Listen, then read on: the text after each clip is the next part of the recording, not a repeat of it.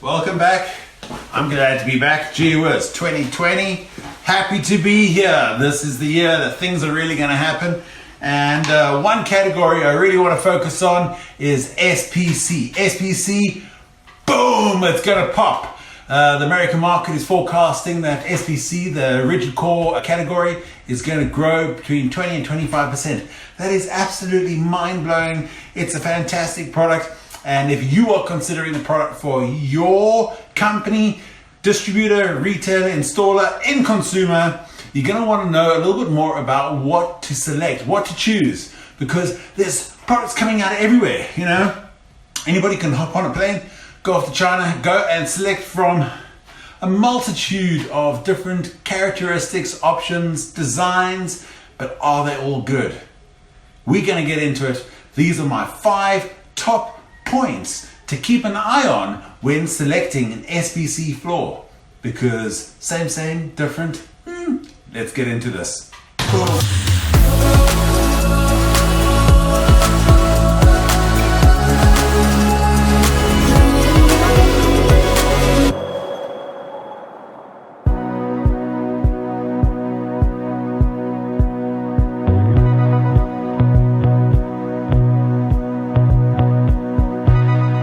Waking up in my bed, you're still stuck in my head.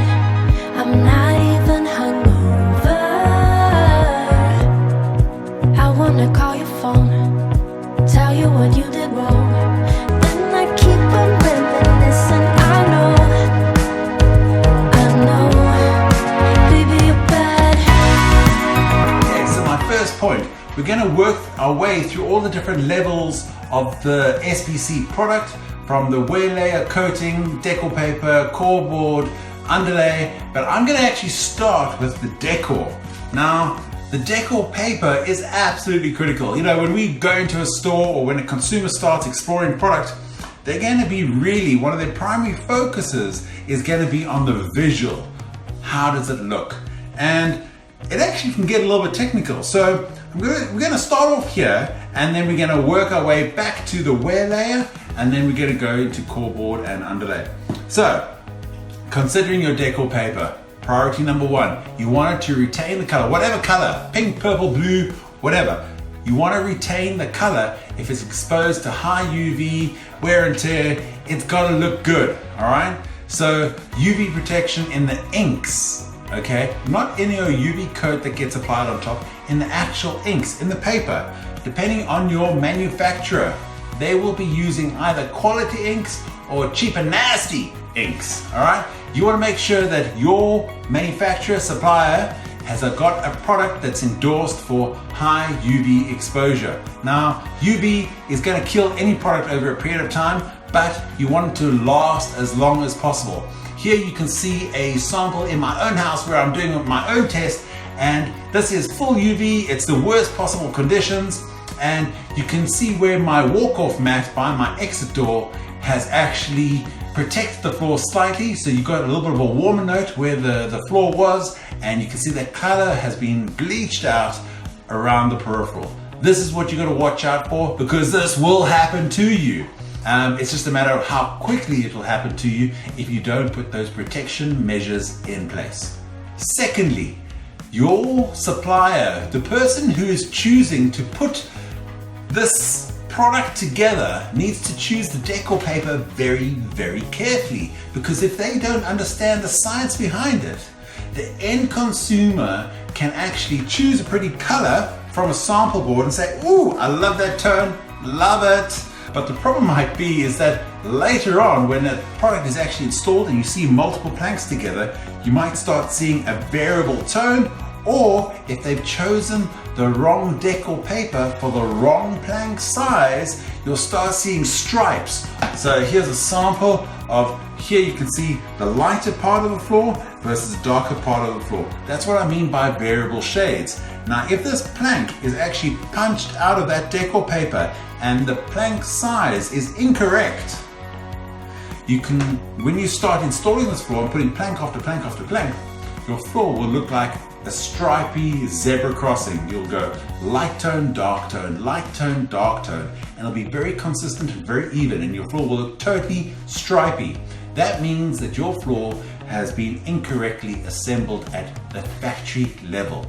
Not to say that the factory has done something wrong, but the person who is picking and choosing and putting this product together has made a mistake.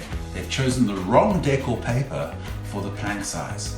Okay, so if you had chosen the right plank size for that variable tone design, then when they actually punch out the planks, you'll get a nice evenly variable toned floor. So every plank is going to be different. Absolutely critical, people. You really need to pay attention to that. So look at multiple planks alongside each other. Very important. Okay, now let's get back to the wear layer. Now the wear layer, SPC, vinyl, LVT, LVP, you use a very similar clear plastic coating that goes on the top, and then they will potentially, sometimes not always, but they will spray on a ceramic bead or a UV protector scratch coat on top. Now you get Tatamachance or Maserati and everything in between. You need to make sure you can like grab a coin, get your variable samples in front of you, and go and actually do a scratch test on them. And that is going to be absolutely critical in identifying what is a great scratch coating that's going to give you the legs, because as you get cheaper and cheaper product, so potentially they will totally omit a UV coating, or that UV coating or scratch coating on top is not going to be very strong. So here again, you can see in my own house, I lost a little carpet protector under my dining room suite, and it scratched the floor really badly. Now that is a plank that either I need to uplift the floor to that point and remove that plank, or I need to try and buff that scratch out a little bit and then put a protector coat on top. It gets tricky, it gets technical, it's never gonna look the same again. And you wanna prevent your floor from actually even getting to the stage. So choose the right product, or if you're gonna choose a cheaper product, understand where the shortcomings will be and put the right protection measures in place. But it's a gamble, either way you go.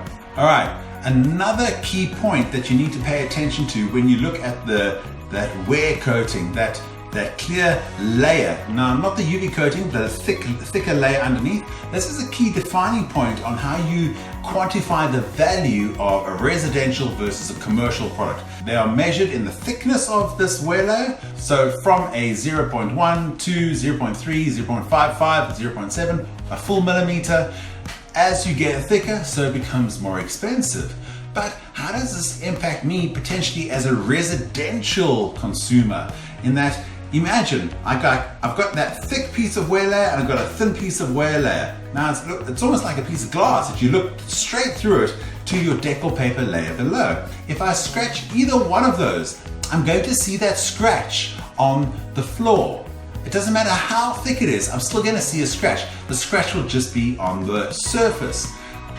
Where the warranty or the value comes in for a thicker piece is that as I wear through evenly over the floor, all the way through, getting through to the Deco paper, it's just going to take longer the thicker the wear is. Depending on your application, residential, commercial, understand how that warranty is going to impact you and if it's even going to be valid for your application, because you're still going to see those scratches. So what I would suggest is put the measures in place to prevent the scratches in the first place, and then look at your budget. Maybe there are other parameters that are going to be a bit more important. Another key point when we're talking about the wear layer is how aggressive is that texture. The more aggressive it is, the higher the peaks and the troughs, and the more aggressive those angles are, the easier I find it is to scratch. So especially when you start considering various options, not all, various options of emboss in register. So here we have a sample of LVT. It's just for demonstration purposes, and you can see a knot over there. So if I was able to feel that knot in the texture, that means I've had emboss in register. So the texture is aligned with the image below. Because remember, they're two separate layers and then they have to be aligned so that where I see a knot, I feel a knot. Emboss in register. Some of the methods to apply that emboss in register are very aggressive. They go and they stamp that plate in there, and it creates those high points. And those I find are very easy to scratch. So again, take your trusty coin, scratch it, do a test, make sure that you're comfortable that it's going to have the right scratch resistance compared to the other alternatives, maybe in the same price category or a little bit more. Be informed. Finally, when you're looking at the wear layer, this is where the micro bevel at the edge of the plank really comes into play. So if you have an aggressive micro bevel, so it's a bit sharper, it's a bit deeper, that potentially, depending on your cleaning regime, can hold dirt over the long term. Now, I have this product in my own home. I follow the microfiber, the spritz bottle cleaning methodology. We've done a video, I'll link it above and below.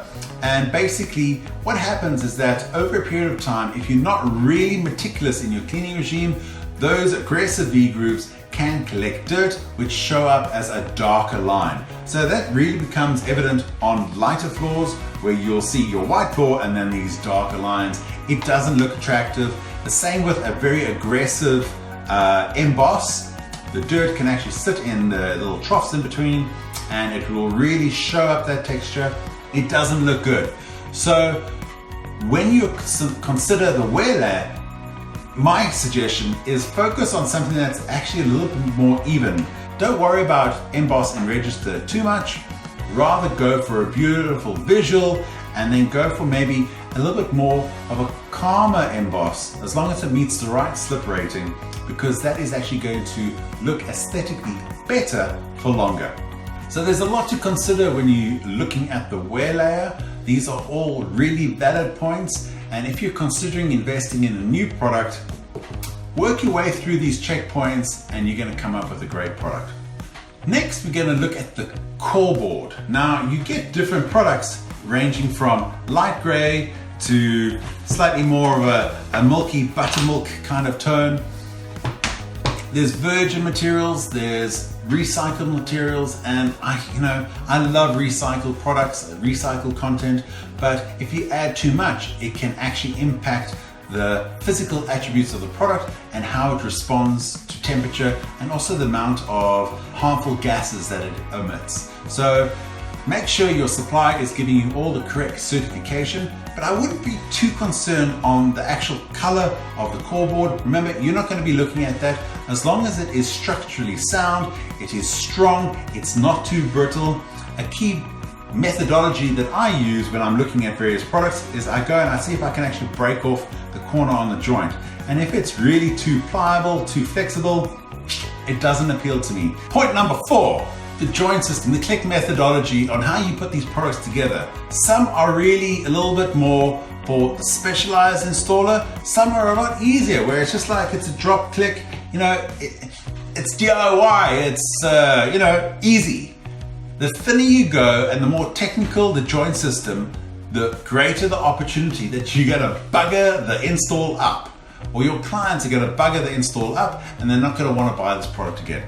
So when you're considering a product and maybe there's the twin click methodology, that's a product a bit more for the specialists, because as the product gets thinner, the opportunity to bend up the corners while you're trying to do that complicated movement is very high. And products, they lift up on the edge, you kind of knock them down a little bit and carry on with the install, but later foot traffic can actually knock them up again because now they're weakened and then they break out. Floor failure, nightmare. So if you've got a drop click methodology, it does add a lot of value, but it's got to have that little locking strip in it, because if there's any undulation in the substrate, you can actually unlock those planks. So that little locking mechanism is high priority. The locking mechanism is important.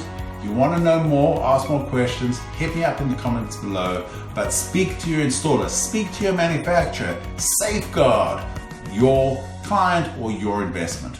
Okay, finally we're getting into the underlay. Now, because this product is so dense, that creates a stability so that high temperature, low temperature, it's not going to impact the dimensional size of the product. The product can hold a lot of noise, so it sounds really clickety-clack, and you want to try and mitigate that as much as possible. So most suppliers, knowing this, they offer you a upsell in a pre-bonded underlay. Now this comes in different formats, from IXPE to EVA or to cork.